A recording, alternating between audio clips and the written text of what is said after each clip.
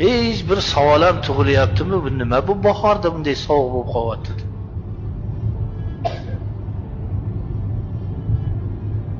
Mevalarni kartoshka ekkandaqa, guruch ekkandaqa xizmati yo'q uncha.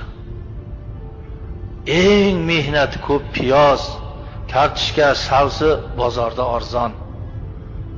Alloh o'zi bir daraxtdan chiqaztirib qo'ygan narsani narxi 10 barobar qimmat. Xalqiga sotgisi kelmay chetga sotadiganlar, mol dunyoni o'ylaydiganlar, Alloh xohlasa bog'ingni bir kunim yo'q qiladi. Xalqing to'ysin. Sadaqatini ber, zakotini ber, ushurini ber. Alloh o'zi o'stirtirib qo'ygan narsani og'ziga siqqan narxni yetib turishaveradi. Mehnat qilganman. Dehqondaqa mehnat qilganmisan dalada ketmon chopib? Ya eng arzoni baraka topkur dehqonniki, gado bo'lib qolayotgani yo'q. Xudo barakasini beradi dehqonga ham. Olgan odam duo qiladi.